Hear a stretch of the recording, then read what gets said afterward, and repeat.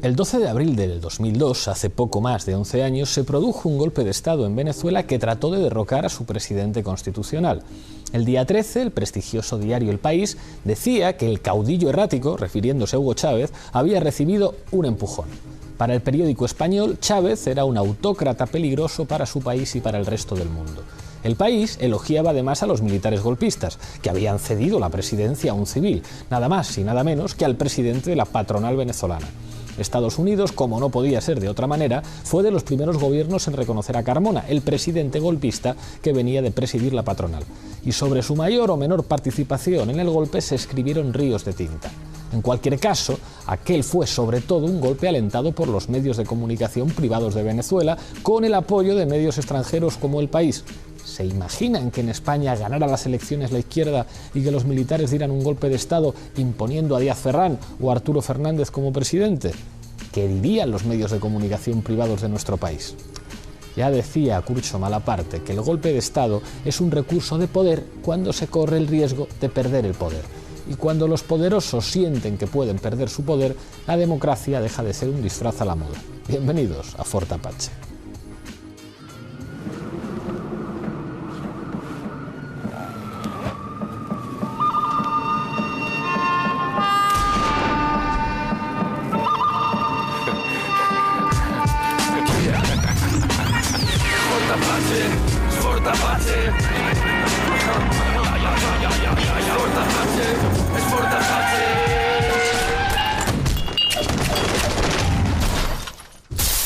Hoy en Fort Apache hablamos de Estados Unidos y de golpes de Estado en América Latina. Para ello contamos con 6 invitados. A mi izquierda, Manolo Monereo, jurista, miembro de Socialismo 21.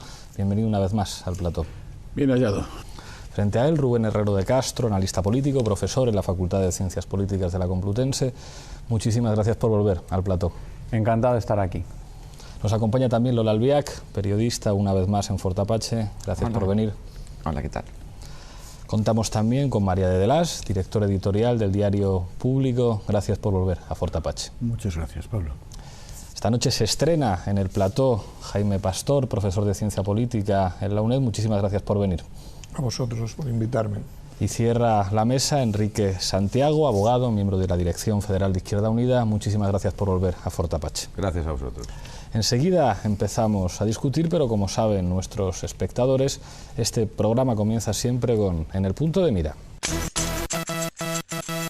La Guerra Fría hizo de los Estados Unidos el campeón del mundo libre. Películas y teleseries reforzaron la imagen del país de los sueños y de las libertades, sobre todo en una Europa occidental reconstruida por el Plan Marshall, que supo hacer olvidar a sus sindicatos y partidos socialdemócratas las aspiraciones socialistas que les hicieron nacer. Sin embargo, esta imagen asociada a la libertad contrastaba con el apoyo directo de los norteamericanos a dictadores sanguinarios y a regímenes corruptos, así como con el envío frecuente de los marines allí donde la voluntad del tío Sam no era respetada. Si hubo una región del mundo que conoció el rostro más hostil de la política exterior estadounidense, esa fue América Latina. Para algunos, aquella política hostil a la democracia no terminó con el fin de la Guerra Fría, sino que ha llegado a nuestros días. Hoy en Fort Apache nos preguntaremos qué retrato se ajusta más a la política exterior estadounidense para América Latina, promotor de las libertades o de los golpes de Estado.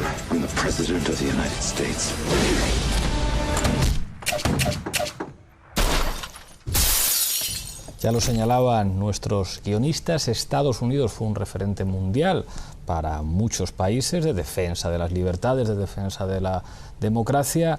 La primera pregunta que lanzo a los 6 en regla del minuto: ¿se ajusta esta imagen con su política exterior en América Latina? Empiezo contigo, Manolo, un minuto.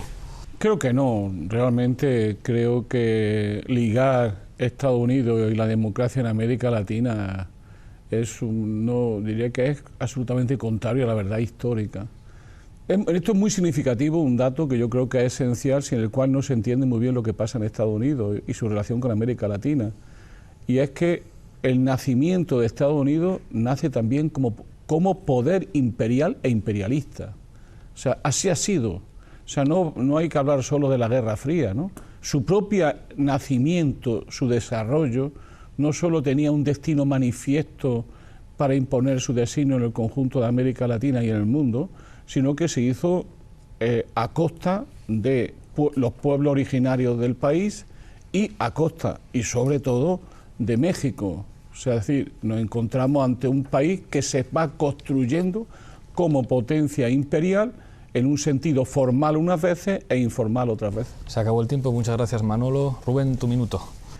Bueno, en el caso de Estados Unidos, sí que tiene razón Manuel cuando se refiere a cómo se va construyendo Estados Unidos, y arranca pues con la doctrina Monroe de América para los americanos, donde va a hacer una construcción teórica de sacar a las potencias europeas del continente americano y convertirse Estados Unidos en un referente para el continente americano. Un referente pues que inicialmente sí tiene como modelo la democracia liberal, y ya pues con el transcurso del siglo XX nos vamos a encontrar primero en un contexto de Guerra Fría que va a complicar extraordinariamente la expansión de la democracia liberal, que es el objetivo de Estados Unidos, y será una época muy compleja en la que Estados Unidos, por razones de la Guerra Fría, bueno, pues tendrá que hacer una suerte de alianzas indeseadas e indeseables. Muchísimas gracias, Rubén. Lola, adelante. Bueno, por no retrotraernos a comienzos del siglo XX y la doctrina Monroe, a partir de los 50 yo sí que creo que, bueno, Estados Unidos concedió a esos ejércitos latinoamericanos un papel central en el destino de esos países, y que en algunos momentos alentó, si no bendijo a posteriori, golpes de Estado que fueron muy cruentos. Pero también es verdad que al final, en las últimas décadas del siglo XX, Estados Unidos también fue la clave para desarmar algunas de esas dictaduras que se habían organizado. A mí, a futuro, me preocupa más el futuro de esos ejércitos, porque han perdido un poco su rol y son una cierta amenaza latente para esas democracias que yo creo ya consolidadas en América Latina. Gracias, Lola. María. Yo tampoco, para no retratarnos a lejos, me parece que vale la pena referirse un poco a la política exterior actual, la de Obama, que suscitó muchas esperanzas. Sin embargo, hay un asunto bien concreto que representa o que resume muy bien o que sintetiza muy bien, me parece, en qué consiste la política de Estados Unidos en la región y en el mundo entero, que es Guantánamo. Guantánamo no solamente representa, es decir, el incumplimiento de un compromiso, digamos que es una de las ilusiones que generó la política exterior de Estados Unidos, que es decir, Obama se comprometió a cerrarlo, no lo ha cerrado. Además se violan constantemente los derechos humanos, además en estos momentos me parece, de concluir una huelga de hambre de presos de Guantánamo. Hay peticiones en Estados Unidos que se repiten constantemente de cierre de esa central, y me parece que resume, y para acabarlo de redondear, se sitúa, es uno de los tantos sitios de América Latina en donde Estados Unidos tiene emplazadas militares, ¿no? Una base militar en territorio extranjero ocupado. Muchísimas gracias, María. Jaime, tu minuto. Bueno, yo creo que se puede decir que la historia de Estados Unidos es la de un imperialismo ascendente frente a los declinantes a lo largo del siglo XX, que lo que tiene es una vocación geopolítica y geoeconómica de expansión, es decir, no tiene fronteras en el espacio vital que quiere abarcar, porque tiene siempre y cada vez más una vocación global. Entonces, en ese marco, claro, las libertades políticas o las instituciones de democracia liberal están siempre subordinadas a la libertad económica, a la posibilidad de libre movimiento del capital estadounidense por todo el mundo, ¿no? Por eso, cuando ha necesitado golpes de Estado, no ha tenido ningún inconveniente en buscarlos, ¿no? Y claro, quizás lo más simbólico fuera el golpe de Estado de Chile, con todo el cinismo que expresó Henry Kissinger en aquellos tiempos, ¿no? Muchísimas gracias, Jaime. Tu minuto.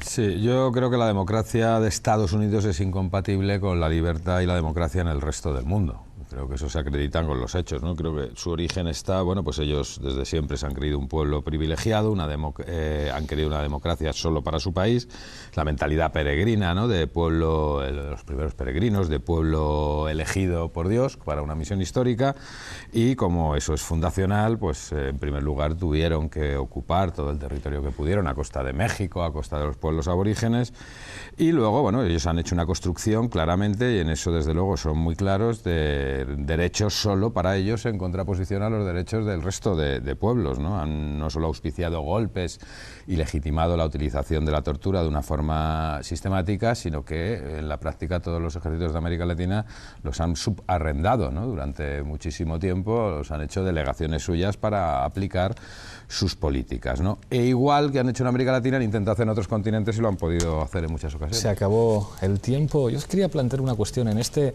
programa presumimos de tertulia política seria. Lo que está claro es que lo que ha impulsado siempre Estados Unidos en su política exterior, más allá de consideraciones morales, es su interés nacional. Lo que pasa es que el interés nacional de Estados Unidos no siempre es compatible con la democracia.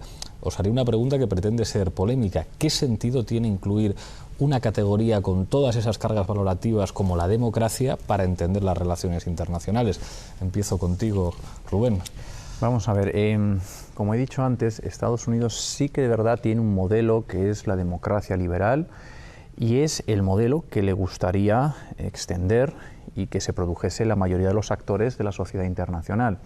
Pero hay un periodo, que es el periodo de Guerra Fría, donde hay una lucha por un modo de vida. Y en ese momento sí que es verdad que Estados Unidos va a renunciar al principio que ahora se aplica, y aplicaba ya también con la administración Bush, de pueblos por delante de gobierno. Sin embargo, en Guerra Fría, cuando tú tienes un enemigo como la Unión Soviética, que no hace ninguna pregunta y se comporta como se comporta donde quiera que aparece el comunismo o el socialismo, entonces Estados Unidos se va a encontrar, en el caso de América Latina, pues con alianzas indeseadas e indeseables, que respondían, por ejemplo, al artículo de Jane Kirkpatrick de la administración Reagan, que decía dictatorships and double standards. Decía, evidentemente no lo estamos haciendo realmente bien en el sentido de tener que apoyarnos en algún régimen dictatorial de Latinoamérica, pero no podemos dejar que caigan en manos de nuestros enemigos, porque esto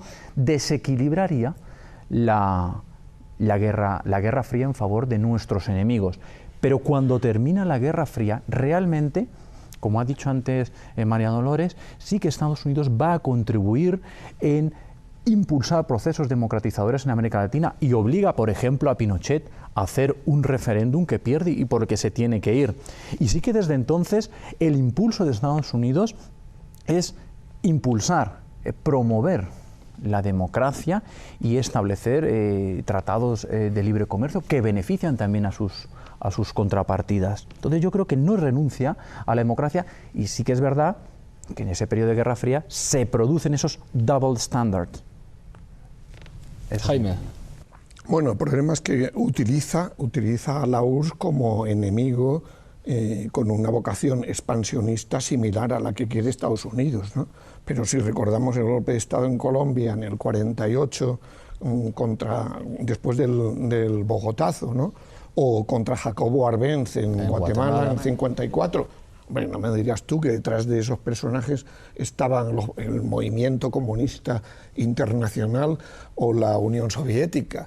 La Revolución Cubana se hizo a pesar de la Unión Soviética, ¿no? Y del Partido Comunista. Es decir, el problema es que luego, claro, es decir, lo que hace Estados Unidos ya a partir de los 80 es sustituir el papel de los ejércitos por el neoliberalismo, la deuda externa y el nuevo papel que juegan las instituciones financieras internacionales, ¿no? Es decir, sustituye, digamos, la coerción militar por la coerción económica, ¿no? Por la represión financiera de las instituciones financieras internacionales y del propio Estados Unidos, ¿no?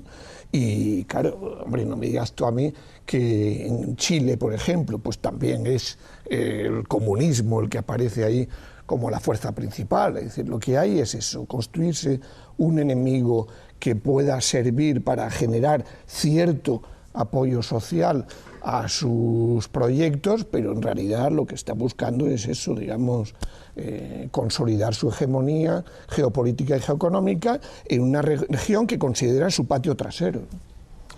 Yo lo que quería decir, no, es que a mí me parece que Estados Unidos siempre tiene en todo caso una excusa, ¿no? Porque ellos realmente sí que cultivan una democracia en contraposición a la democracia en el resto del mundo, ¿no? O en el resto de América Latina por lo menos, ¿no? Primero fue la doctrina Monroe, luego fue la doctrina de seguridad nacional, ahora es la doctrina de la guerra contra terroristas, y ellos no tienen problemas en sacar las películas de Hollywood. Esta última de la muerte de Bin Laden, pues ahí claramente ellos muestran cómo ellos por la democracia torturan a quien haga falta torturar sin ningún tipo de problema. No siempre hay una excusa para privar o limitar a otros pueblos de sus derechos, ¿no? Una absoluta falta de respeto a las decisiones soberanas de otros pueblos, y yo creo que tiene mucho que ver también con una política de desinformación muy extendida dentro de los Estados Unidos, con el fin de generar ese miedo a ese enemigo externo que permite efectivamente cohesionar a la sociedad norteamericana desde el desconocimiento palmario en su inmensa mayoría de las relaciones internacionales, ¿no? Y del respeto a los derechos entre los pueblos, ¿no?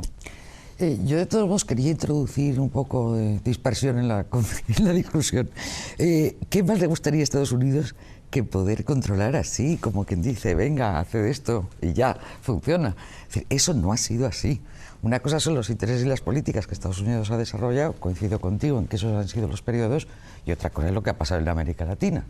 Entre otras cosas también porque, aunque en una primera mitad del siglo XX efectivamente todavía funcionaba la doctrina Monroe, y el golpe de Estado contra Arbenz en Guatemala fue claramente porque estaba la United Fruit Company y había que defenderla, a partir de los 50 ya no tiene que ver con eso, y además ya está Cuba ahí con una revolución. Entonces hay una combinación más compleja entre promover el desarrollo, cierto reformismo, incluso desde las plataformas de los ejércitos latinoamericanos, o alentarlo o no reprimirlo. Bueno, esos reformismos van contra Estados Unidos. En algunos casos, a veces, en algunos casos, en otros fueron alentados por el propio Estados Unidos. ¿Cuál? Te puedo decir varios en Centroamérica, y de hecho, en cuanto se empezaron a pasar de la raya, ahí se acabó el reformismo también. Yo quería decir eso porque nos olvidamos que los ejércitos en América Latina, en la segunda mitad de los 50, cuando Estados Unidos ya ha decidido, después de Vietnam, que no va a mandar soldados in situ, y que lo de las invasiones se reduce a Granada y poco más, los ejércitos latinoamericanos son un auténtico poder dentro de los países. ¿Y dónde se forman? Y más de una vez acaban siendo un Frankenstein para Estados Unidos. Y más de una vez también yo he visto cómo Estados Unidos evitaba que hubiera golpes de Estado, porque no tenemos la lista de los que evitó, que también los hubo. Cuando empieza a haber presidentes civiles progresivamente en casi todos los países, y cuando hay finales de conflictos negociados entre guerrillas y gobierno, y cuando hay investigación del pasado de violaciones a los derechos humanos, más de una vez tiene que funcionar el teléfono ese de Washington de si das un golpe de Estado te quito la ayuda, y eso me lo han contado a mí los propios militares. Y eso lleva a una situación mucho más curiosa, y es que cuando empieza a haber desestabilización o intentos de involución en los ejércitos, y eso empieza a ocurrir a finales de los 80, empieza a haber un fenómeno todavía más surrealista, que es el de los civiles metidos a dar golpes de Estado. Caso de Fujimori, exitoso; caso fallido de Serrano en Guatemala. Entonces, ¿por qué este papel tan central de los ejércitos? No solo porque Estados Unidos los formó o los diseñó, porque a diferencia de España, donde fue la Iglesia, en América Latina fue el auténtico ascensor social el ejército. Era la única institución por la cual alguien de origen humilde podía llegar muy alto. Rubén, Manolo y María. Estaba Manolo antes, ¿eh? Pues Manolo, muchas gracias. Poneos. Hablar. No, yo en general yo creo que es siempre muy complicado mezclar en la política norteamericana, entre comillas, la ideología en un cierto sentido. Norteamérica tiene intereses geopolíticos y geoestratégicos decisivos a los que subordina todo. Y si algo tiene Estados Unidos es coherencia geopolítica. Seguramente habría que discutir ahora si la tiene ahora o no. Esa es una discusión que Brzezinski la está planteando con mucha fuerza. Pero Estados Unidos lo ha tenido claro siempre, ¿no? Spigman, Mahan, todos lo han, Kissinger, todos han definido muy bien lo que quiere Estados Unidos en el mundo, pero sobre todo lo que quiere en América Latina. América Latina tiene el América Central y el Caribe, que es, como decía Spigman, de absoluta competencia norteamericana, que no lo van a nunca a dejar a un lado. Desde México hasta Venezuela, todo es un Mediterráneo, ahí van a estar y no van a consentir jamás ninguna intervención. Hay una segunda cosa que se suele olvidar, que me interesaría para hablar luego de Brasil, que me interesa mucho en este respecto con respecto a Estados Unidos, que sería lo que Spitman, por ejemplo, consideraba de lo que pasaba en Sudamérica, ¿no? En Sudamérica decía que había un problema. Para ello, Sudamérica era A, B y C, que era Argentina, Brasil y Chile. Consideraban que el problema de fondo es que algún día se pudieran unir, y si hubiera una unidad de Sudamérica en torno a esos tres grandes países, la única posibilidad, lo dice Spitman, que murió en el 43, la única posibilidad es la guerra. O sea, Estados Unidos tiene con toda claridad, tiene en América Latina no su patio trasero, sino su zona de expansión geoestratégica, y no la va a compartir. Y yo creo que eso sería bueno que lo viéramos. ¿Por qué? Porque le podemos echar ideología y decir, bueno, es que era el peligro soviético, pero ¿qué pasó desde el principio hasta todo el siglo XIX? La permanente presencia militar de Estados Unidos, los golpes de Estado, la intervención en casi todos los países de América Latina, intervino directa o indirectamente, el comerle el territorio a México. O sea, toda la historia del siglo XIX de Estados Unidos es una permanente expansión y reclamar lo que yo acabo de decir antes. Luego, si empezamos, ¿cuándo empieza a ser la influencia soviética peligrosísima en Estados Unidos? ¿Cuándo? A partir del 17, pues ir contando todas las intervenciones que ha habido, y está claro que Estados Unidos lo que tiene es un diseño imperial en una competencia mundial, y en esa competencia mundial Estados Unidos iba a sacar su provecho, y lo que sabe hacer muy bien Estados Unidos es echarle ideología, es decir, legitimar eso, olvidando que una cosa que tiene mucha importancia, la doctrina militar norteamericana, geopolítica norteamericana, está muy unida al racismo y a la superioridad blanca. Sin esto no se entiende muy bien lo que está haciendo Estados Unidos y lo que pensaban sus dirigentes en el siglo XIX y parte del XX, ¿no?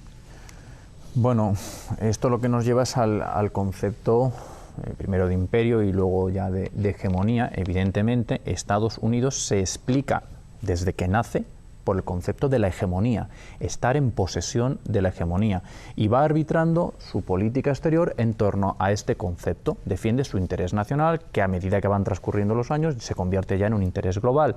Pero el concepto de hegemonía lo que tiene es que no puedes permitir el ascenso de potencias que puedan disputarte esa hegemonía en el escenario internacional, y mucho menos te puedes permitir, que es el momento tras la Segunda Guerra Mundial, el periodo de Guerra Fría, te puedes permitir perder en una lucha, en una batalla donde se cuestionaba la forma de vida.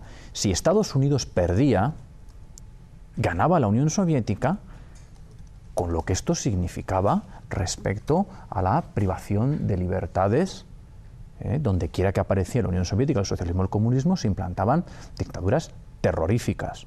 Y entonces Estados Unidos no puede perder la Guerra Fría, porque si pierde la Guerra Fría va a perder la hegemonía y su modo de vida será suplantado por algo completamente ajeno. Y también, bueno, coincido mucho con lo que ha dicho María Dolores, como que Estados Unidos también ha sido principalmente una fuerza del bien, ha sido una fuerza que tendía a la bondad, que ha frenado múltiples violaciones de los derechos humanos, que ha derrocado y ha quitado de en medio a dictadores. Y también un aspecto, fijaros, que es muy importante, ha mencionado María Dolores, decía, no, cuando restringen su presencia militar, es que ahí casi pierde la Guerra Fría, claro. Con la administración Carter, un desastre de principio a fin, con nuestro amigo Brzezinski en medio. En América Latina fue un periodo exitoso. No, precisamente vienen de la experiencia de Vietnam, viene el aislamiento, nos retrotraemos a nuestras fronteras, y es cuando aprovecha la Unión Soviética para implantarse en América Latina. Y es cuando Carter, en un hecho inaudito, da la bienvenida al gobierno sandinista.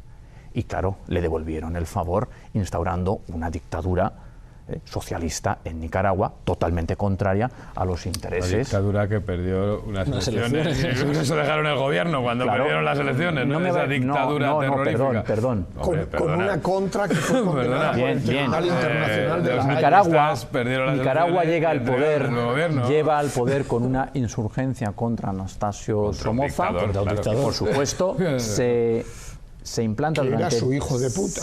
Sí, esto lo dice, bien decía, se implantan durante 10 años y solo por la presión de Estados Unidos, que apoyaba la contra nicaragüense, el dictador Daniel Ortega se ve obligado a convocar un referéndum y abandona el poder cuando pierde con Violeta Chamorro. Es que es las elecciones, María. A mí lo de Nicaragua, me parece realmente extraño, digamos, una dictadura de 9 comandantes, cosas así, es una cosa extraña.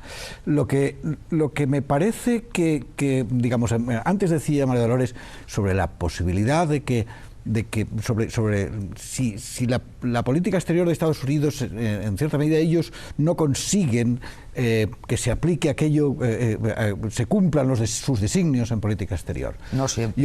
No siempre, pero digamos que lo que sí ha cambiado ahora radicalmente es de unos años a esta parte. Exactamente. Yo creo que Estados Unidos no es lo que era, su modelo de dominación está enfermo, no le sirve, ya no vale.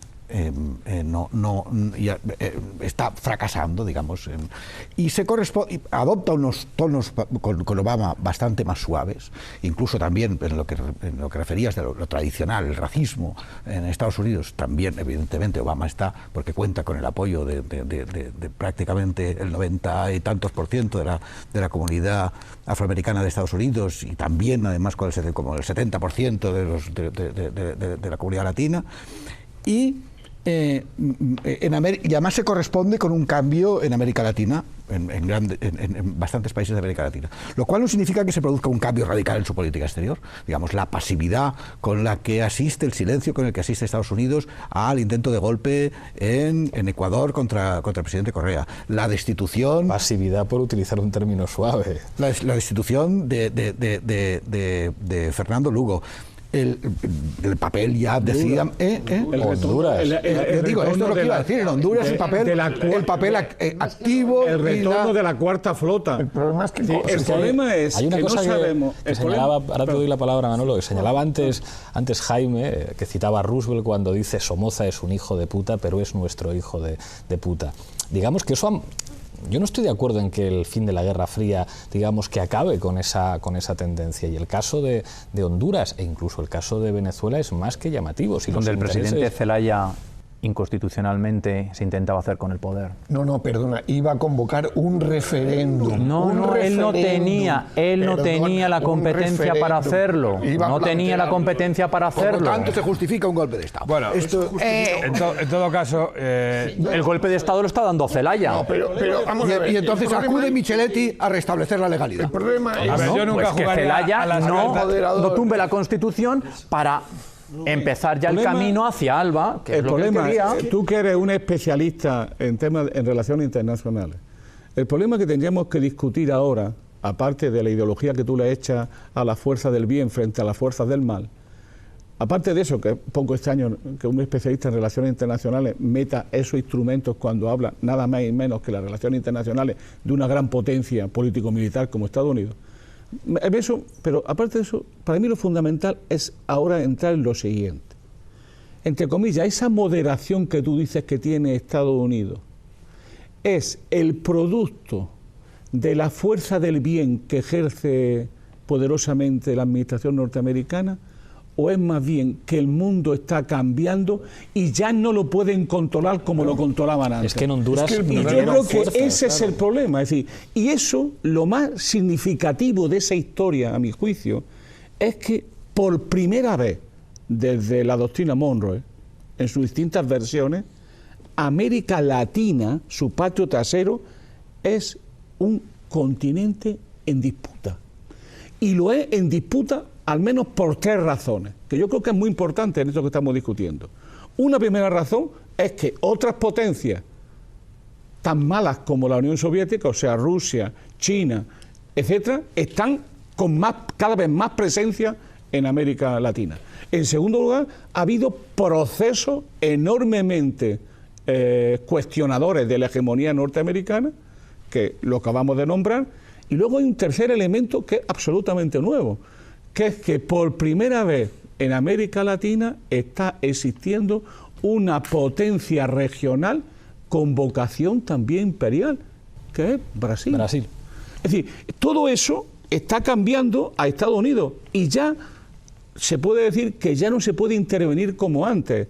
Hay una situación donde Estados Unidos ya no tiene la fuerza, ni la hegemonía, ni el poder económico suficiente para intervenir de la misma manera. Por eso actúa con métodos más informales, o como decía muy bien Jaime antes, tiene otro instrumento asimétrico, de guerra asimétrica, como son los instrumentos financieros que Estados Unidos está usando a la perfección en este momento, ¿no? Jaime y Lola están pidiendo la palabra. Vamos, yo creo que esto del discurso ideológico de la democracia, la libertad y demás, claro, no toca, porque estamos hablando de América Latina, pero donde queda completamente desvelado es en el Gran Oriente Medio, ¿eh? Es decir, ahí lo que funcionan son los intereses geoestratégicos, y ahí lo que ha hecho Estados Unidos siempre ha sido apoyar a dictaduras, ¿eh?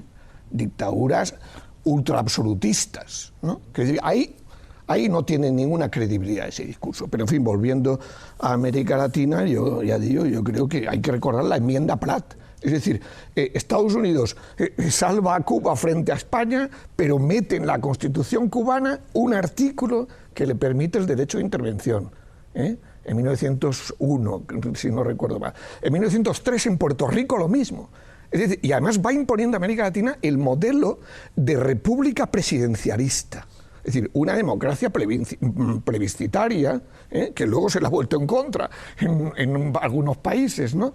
Y claro, evidentemente, en un contexto de subdesarrollo económico dependiente de Estados Unidos, de la mayor parte de estos países, que lo que hace es, claro, generar estados con una dominante coercitiva, para ser un poco gramsciano, o coerción, digamos, como decía Gramsci, pero al revés, ¿no?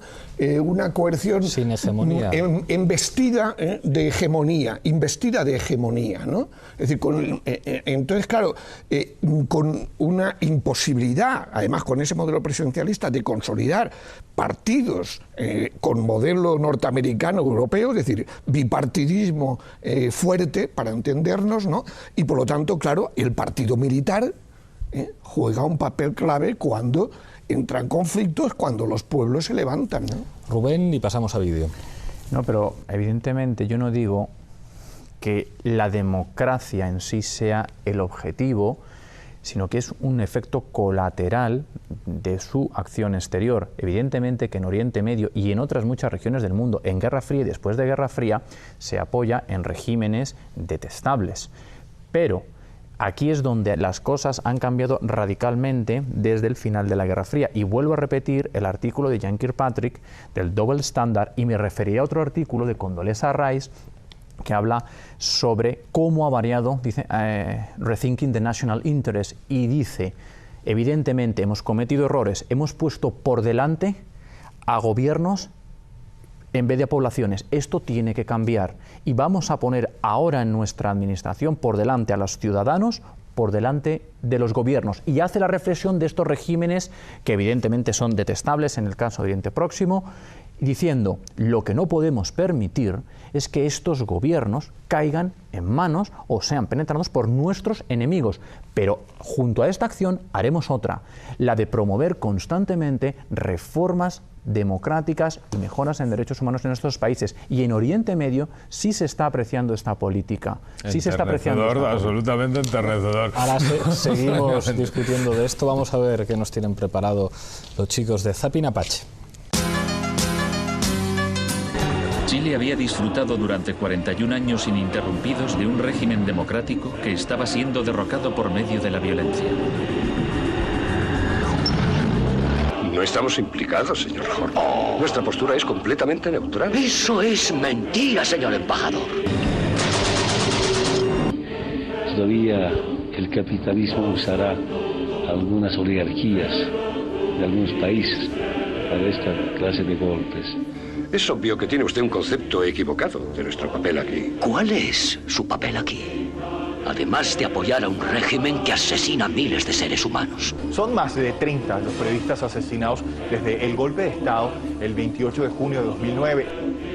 Hay más de 3.000 empresas norteamericanas que comercian aquí. Y esos son intereses norteamericanos. El presidente Fernando Lugo empezó a cambiar la política agraria y ahí vienen los tratamientos para hacer un gol. Defendemos la conservación de un modo determinado de vida, que es el nuestro. Tal vez por eso no hay nadie ahí fuera.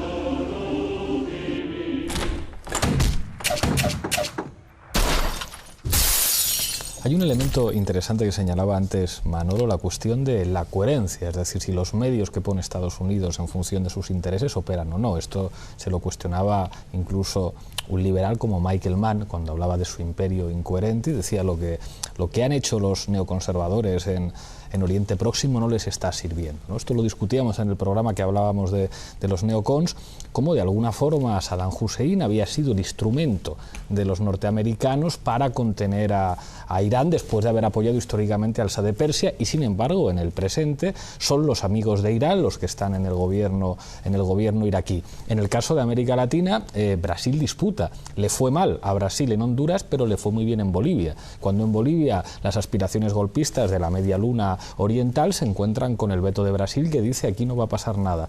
La pregunta es, esta política exterior norteamericana que da bandazos, es decir, la administración Bush apuesta por utilizar el ejército para ponerlo al servicio de los intereses norteamericanos. Obama continúa en cierta medida, pero lo que hace básicamente es replegarse. ¿No es esto una prueba de que Estados Unidos está desapareciendo como primera potencia mundial?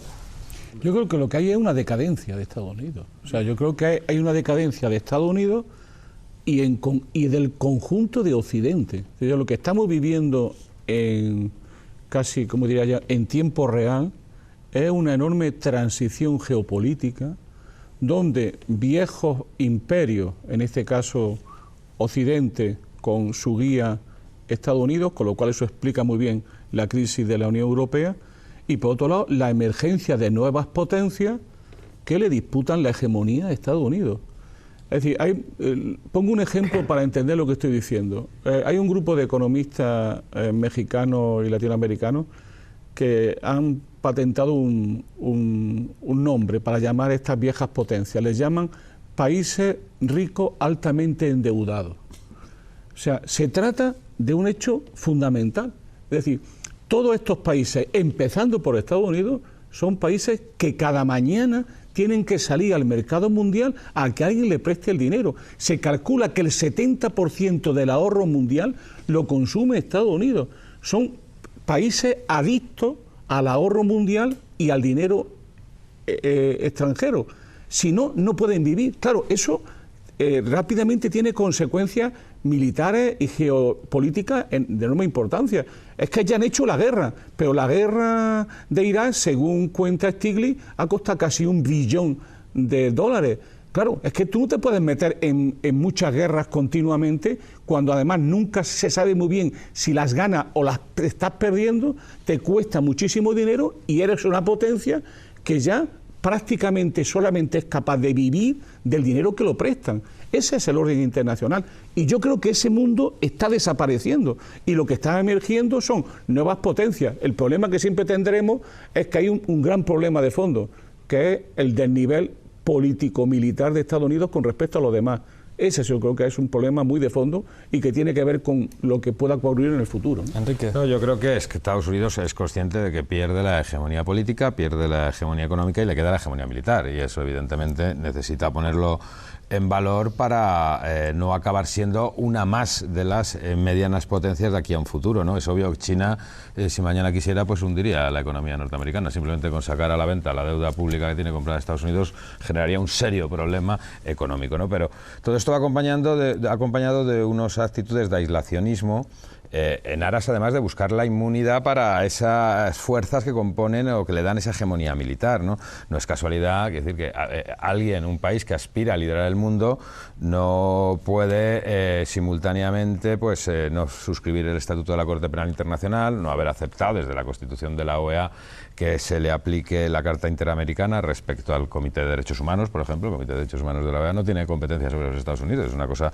absolutamente sorprendente, ni la Corte Interamericana no tiene competencia sobre los Estados Unidos, no ha firmado los protocolos adicionales de las convenciones de Ginebra, no ha firmado la Convención contra la Tortura, es decir, son leyes básicas de la convivencia internacional que evidentemente a cualquier persona sensata le harían desconfiar de un socio o de un aliado así, un aliado que no suscribe ninguna regla de comportamiento, que pretende estar constantemente por encima de las reglas, ¿no? Pues evidentemente es un socio que en cualquier momento va a anteponer sus exclusivos intereses, ¿no? Por eso yo creo que Estados Unidos, en un mundo cada vez más multipolar y más comunicado, pues políticamente su debilidad será cada vez más apabullante, ¿no? Rubén. Bueno, yo publiqué pues creo que el año pasado un artículo en el periódico de Cataluña que se llamaba El Imperio contraataca, donde pues defendía lo contrario que estáis comentando vosotros, que es que para mí Estados Unidos sí que sigue siendo una potencia hegemónica. No es un imperio, sino que es una potencia hegemónica porque tiene la capacidad de determinar entornos políticos y normativos, apoyándose, como muy bien ha dicho Manuel, en una enorme distancia militar respecto a sus perseguidores o otros aspirantes a la hegemonía, que le permite la configuración de espacios normativos donde no tiene que recurrir al uso de la fuerza, al ejercicio del poder militar.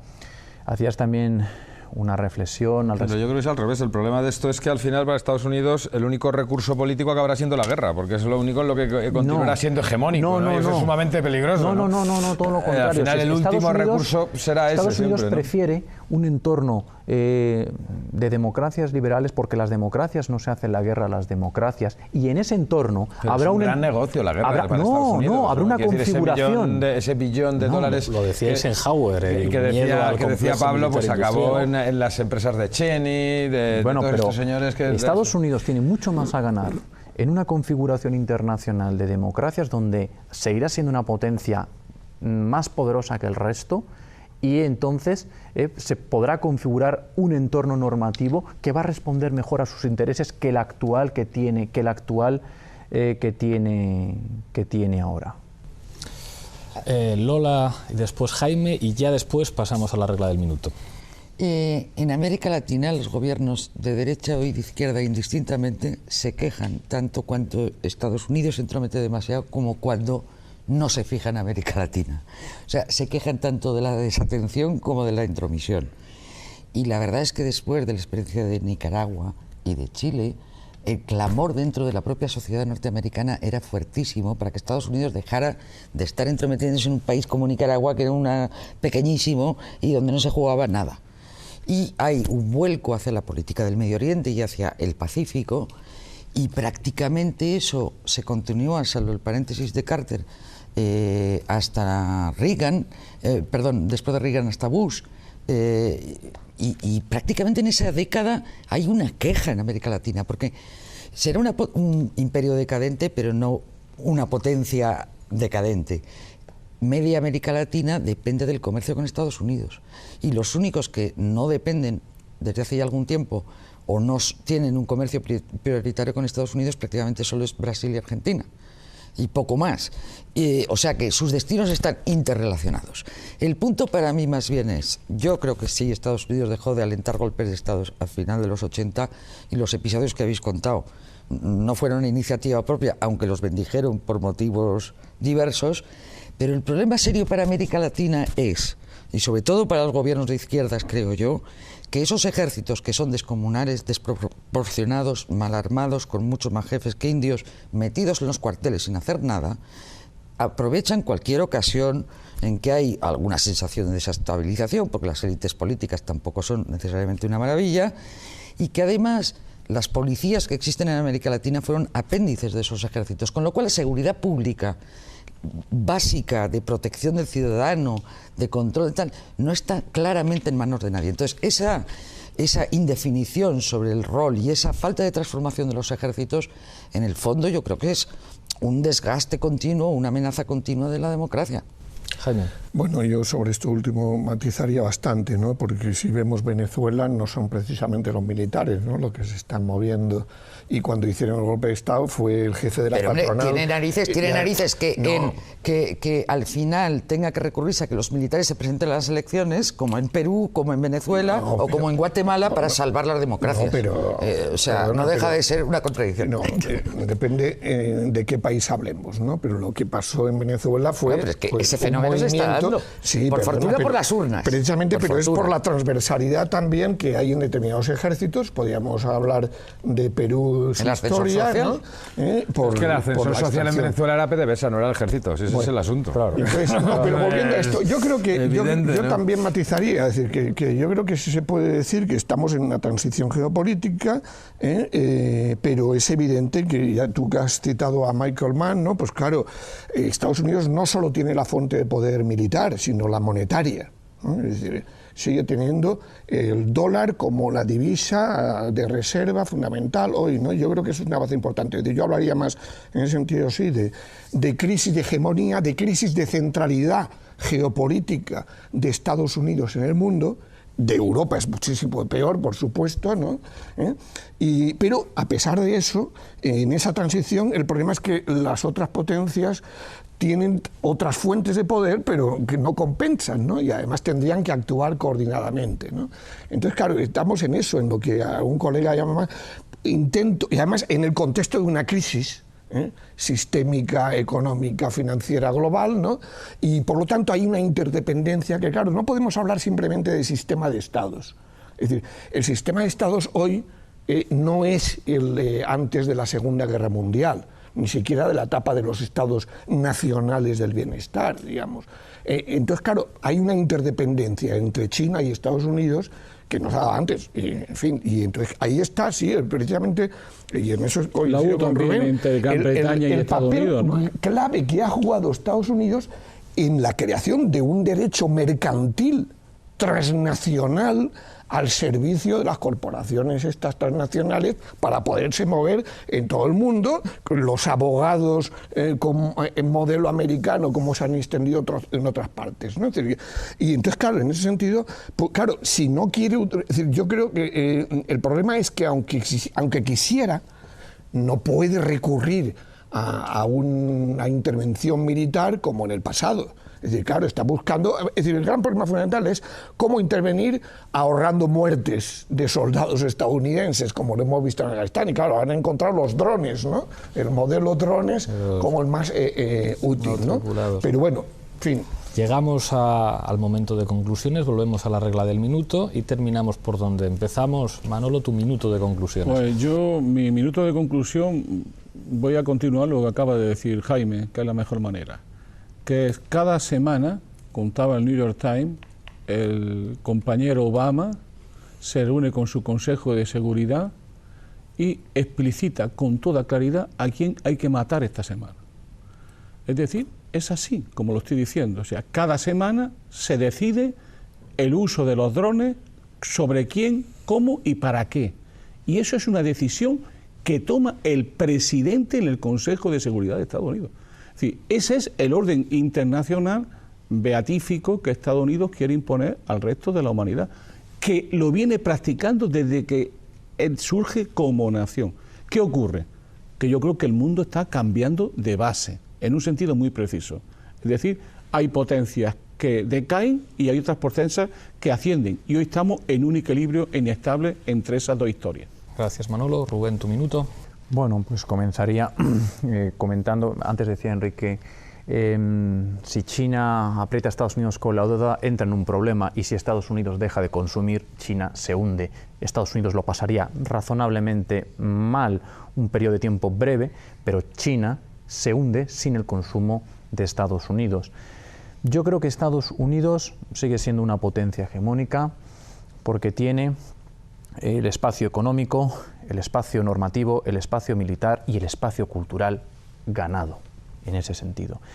Y bueno, pues respecto a América Latina y respecto a otras partes del mundo, Estados Unidos actúa en base a su interés nacional, que tiene un efecto colateral, que es la creación de un espacio de democracias liberales, porque tiene mucho más a ganar en ese espacio que en otro. Y solamente un último apunte sobre la dictadura de Daniel Ortega, denunciada en la Corte Interamericana de Derechos Humanos por los traslados forzosos y exterminio de los indios misquitos. Muchísimas gracias, Rubén. Lola, minuto de conclusiones. Bueno, como para mí el tema era América Latina, sus ejércitos y sus golpes de Estado, más que Estados Unidos y cómo funciona el poder interno, que son muchos los poderes que funcionan dentro del mecanismo de decisión de las administraciones norteamericanas, me concentro en eso.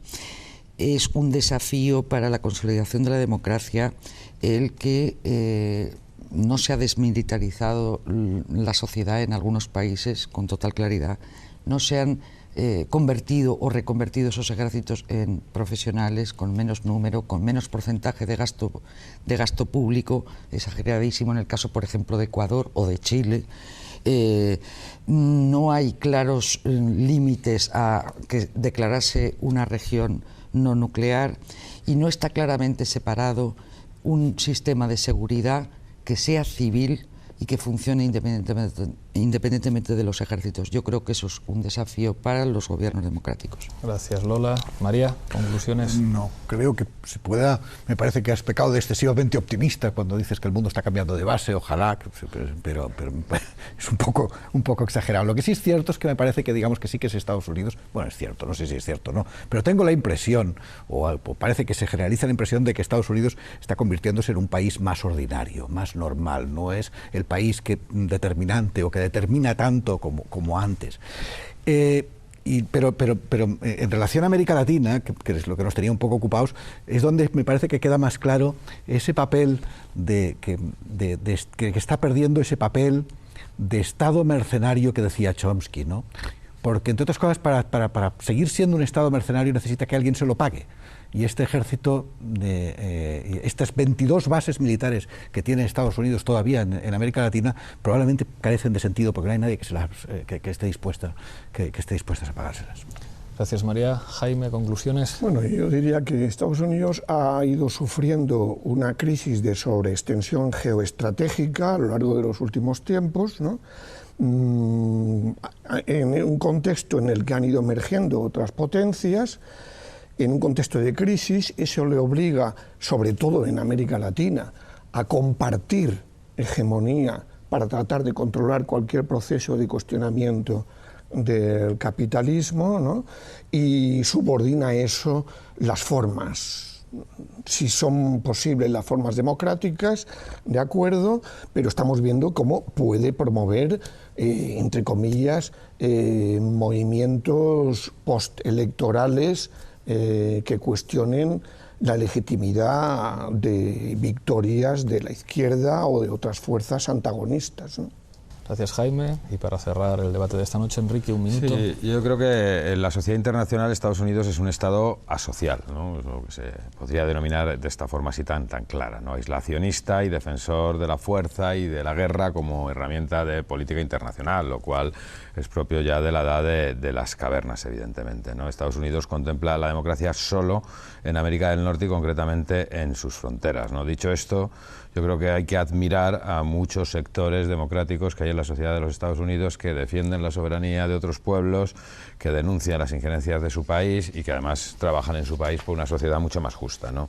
Y para acabar, yo recordaré que la Corte Internacional de Justicia, dependiente de Naciones Unidas, con ocasión de su sentencia sobre el asunto del minado de los puertos nicaragüenses, especialmente Puerto Corinto, declaró, o mejor dicho, convirtió esa sentencia en una definición de injerencia y declaró que los Estados Unidos son un Estado violador del derecho internacional en las relaciones internacionales. Nada más y nada menos que la Corte Internacional de Justicia, ¿no?